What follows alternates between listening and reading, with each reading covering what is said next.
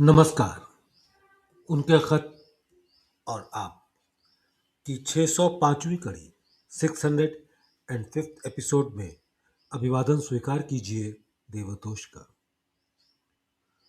दोस्तों, आज कोई खत नहीं पढ़ रहा हूँ। आज पूजनीय दाजी साहब का 5th बैच में दिया गया मैसेज, उन दीवारों के परे जिन्हें आप देख नहीं सकते, जब मन का खुलापन पूर्वाग्रह का स्थान ले लेता है।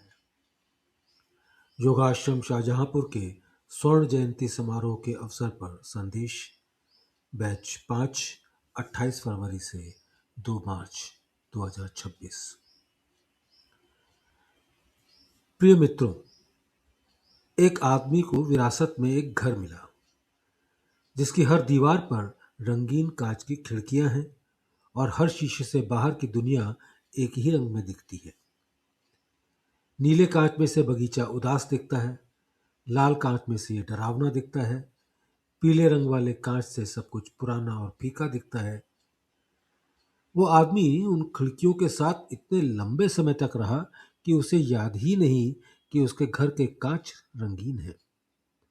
बस उसे यही लगता है कि दुनिया वैसी ही है जैसी उसे दिखाई देती है। बरसात के एक मौसम की शाम को तूफान के आने से एक खिड़की का कांच टूट जाता है। उस सुराख में से बाहर ऐसे रंग दिखते हैं जिनका उसे नाम तक नहीं मालूम था। हम में से अधिकांश लोग ऐसे ही घर में रहते हैं। हमें विरासत में जो रंगीन कांच मिला है, उसे हमने स्वयं खिड़कियों पर नहीं लगाया था। उसे परिवार, संस्कृति, समुदाय और हमारे अनुभव ने वहां लगाया था। और इसका खतरा रंगों में नहीं बल्कि इस बात में है कि हम भूल गए हैं कि कांच रंगीन है। हम अपने पूर्वाग्रहों के माध्यम से देखते हैं और ये मान लेते हैं कि हम सब कुछ स्पष्ट रूप से देख रहे हैं। यही वह दशा है जिसे बाबूजी साहब ने बहुत ही सटीकता से पहचाना था जब उन्होंने पूर्वाग्रह को आध्यात्मिक जीवन के लिए सबसे घातक विष कहा था। विष जो प्रज्ञा के समान प्रतीत होता है। विष एक रोचक शब्द है। इसका अर्थ है ऐसी वस्तु जो किसी जीव में प्रवेश करती है और उसे भीतर से दूषित कर देती है। एक विषाक्त शरीर को जब तक पता नहीं चलता कि उसे विष दिया गया है, जब तक कि क्षति नहीं हो जाती। यही वह कारण है जो पूर्वाग्रह को अब तक के उन सभी अवरोधों से अधिक खतरनाक बनाता है जिन पर हमने बात की है। उद्देश्य का जागरण में आलस्य स्पष्ट रूप से दिखाई दिया था। एक सदृढ़ आधार का निर्माण में संशय महसूस हुआ था और आसमान को छूने के प्रयास में गर्व को भी व्यक्ति पहचान सकता था जो ईमानदारी से देखने का इच्छुक था।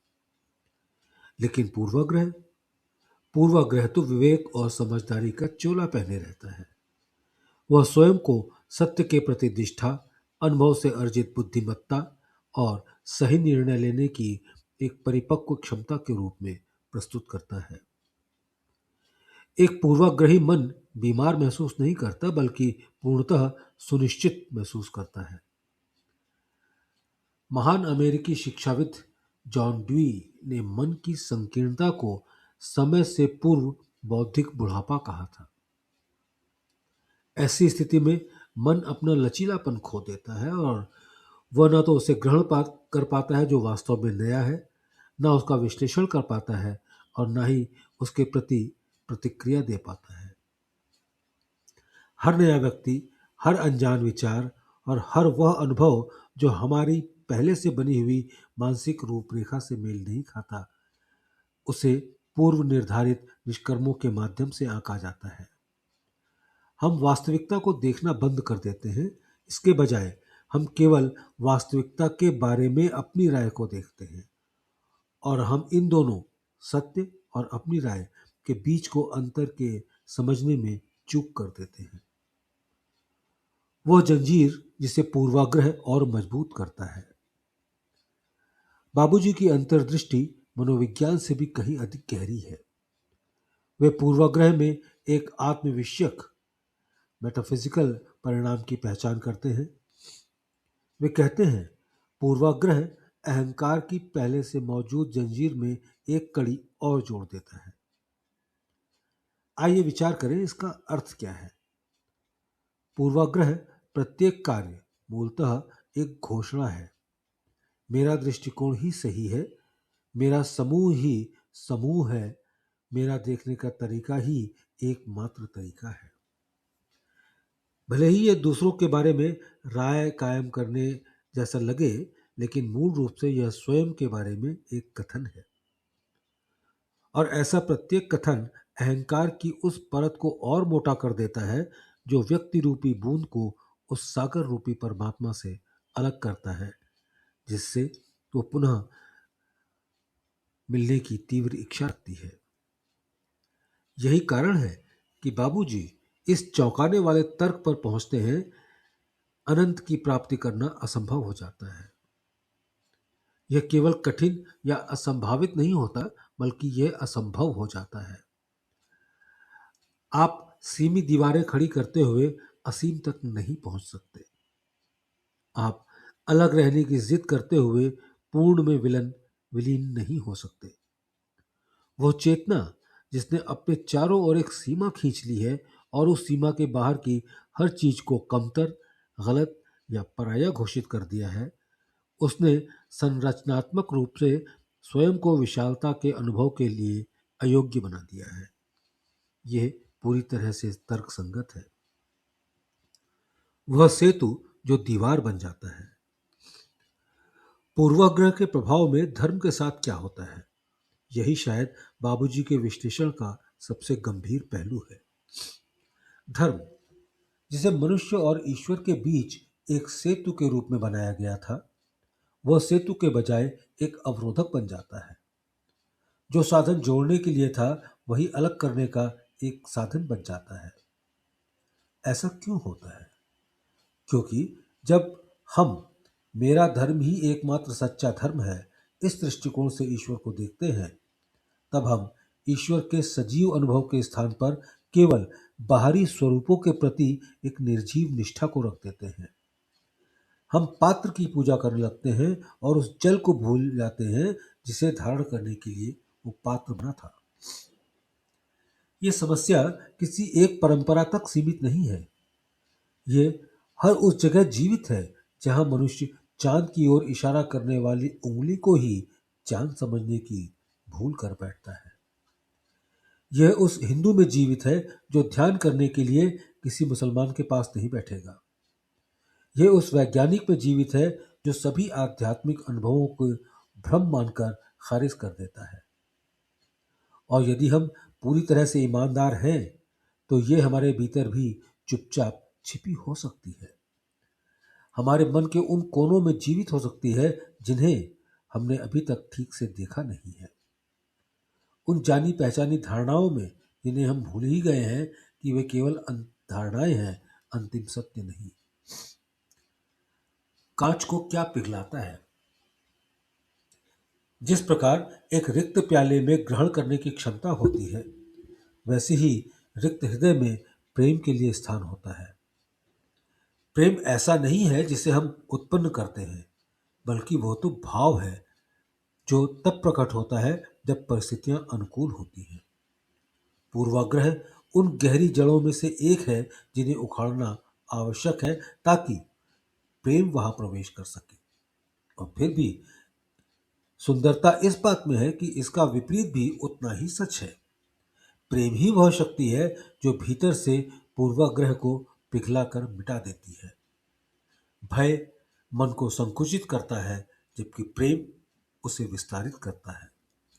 और पूर्वाग्रह जो अंततः चेतना का किसी एक निश्चित विचारों के चारों ओर का सिमटाव है, वह सच में चेतना के विस्तारित होने पर टिक नहीं पाता। यहीं पर ध्यान अनिवार्य बन जाता है। आप ना तो सभी से प्रेम करने के लिए स्वयं को मना सकते हैं और ना ही स्वयं को दोष देकर मन का खुलापन ला सकते हैं। गहरी साधना के मौन में जब विचार धीरे धीरे शांत होने लगते हैं और चंचल मन थम जाता है, तब कुछ अद्भुत घटित होता है। वो सीमाएं हमने खड़ी कर रखी थी, वे हमें सचमुच सीमाएं नहीं बल्कि अपनी ही बनाई हुई दीवारें लगने लगती हैं। तब हमें समझ में आता है कि ये सीमाएं ना तो अंतिम सत्य हैं और ना ही वास्तविकता। ये केवल मन की आदतें हैं, प्रतिक्रिया के स्वरूप हैं और निष्कर्ष हैं जो हमें विरासत में मिले थे, जिनके बारे में हमने कभी प्रश्न करने के लिए नहीं सोचा। दैवीय प्राणाहुति के माध्यम से हृदय को ऐसे अनुभव का स्पर्श मिलता है जो मन की सीमित धारणाओं से कहीं अधिक व्यापक होता है। इस सीधे और गहरे स्पर्श से हृदय कोमल होने लगता है। उस विशालता में पूर्वाग्रह के लिए कोई स्थान नहीं बचता। इसलिए नहीं कि हमने उससे संघर्ष करके उसे भगा दिया है, बल्कि इसलिए क्योंकि हमारा उस क्षेत्र से कहीं आगे विस्तार हो चुका है, जहां वो पहले कभी था। जैसे कोई नदी जब सागर में मिल जाती है, तब उसे उस घाटी की चिंता नहीं रहती जिससे वो कभी बहती थी। वो इतनी विशाल हो चुकी है कि इन छोटी छोटी पहचानों से उसका कोई संबंध नहीं रह जाता। कांच में दरार। पूर्वाग्रह न केवल उस व्यक्ति को हानि पहुंचाता है जिसमें ये भाव मौजूद होता है, बल्कि उसका प्रभाव बाहर भी फैलता है। दूसरे लोग इसे महसूस करते हैं, बच्चे इसे चुपचाप सीख लेते हैं और समाज इसके अदृश्य प्रभावों के कारण बंटने लगता है। जब बाबूजी ने लिखा था कि भारत ने राजनीतिक स्वतंत्रता तो प्राप्त कर ली है लेकिन आत्मा की स्वतंत्रता नहीं, तब वे एक शाश्वत सत्य की बात कर रहे थे। बिना आंतरिक मुक्ति के बाहरी मुक्ति अपूर्ण है। हम में से प्रत्येक अपने आंतरिक वातावरण की जांच करने के लिए जिम्मेदार है। स्वयं को अपराध बोध के साथ जांचने की कोई आवश्यकता नहीं, क्योंकि अपराध बोध का संकुचन क्योंकि अपराध बोध संकुचन का ही दूसरा रूप है। इसके बजाय सच्ची जिज्ञासा के साथ आत्मचिंतन करने का प्रयास करें। मैंने कहाँ सुनना बंद कर दिया है? मैंने कहाँ बिना नए अनुभव या समझ के ये तय कर लिया कि किसी व्यक्ति, किसी मार्ग या किसी विचार से मुझे कुछ नहीं मिल सकता? मैंने कहाँ निश्चितता की आरामदायक अनुभूति को ही सत्य की उपस्थिति समझ लिया है? विरासत में मिले घर में रहने वाले उस व्यक्ति को अपनी खिड़कियां तोड़ने की आवश्यकता नहीं थी। उसे केवल एक दरार की आवश्यकता थी, अपनी खिड़की में छोटी सी दरार, जिसके माध्यम से प्रकाश निर्बाध रूप से प्रवेश कर सके। यह दरार ही आध्यात्मिक स्वतंत्रता की शुरुआत है। ये अधिक से अधिक सही उत्तर एकत्रित करना नहीं, बल्कि स्वेच्छा से ये मान लेना है कि हमारी समझ समय के साथ विकसित होकर बदलेगी। ऐसा भाव रखने से सत्य की विशालता हमें निरंतर आश्चर्यचकित करेगी और हमारे नए स्वरूप को गढ़ेगी। जो दीवारें हमें दिखाई नहीं देती, उन्हें गिराना हमेशा सबसे कठिन होता है, लेकिन यहाँ एक शांत सत्य है जो इस कार्य को सार्थक बनाता है। हम उन दीवारों को बलपूर्वक नहीं गिराते हैं।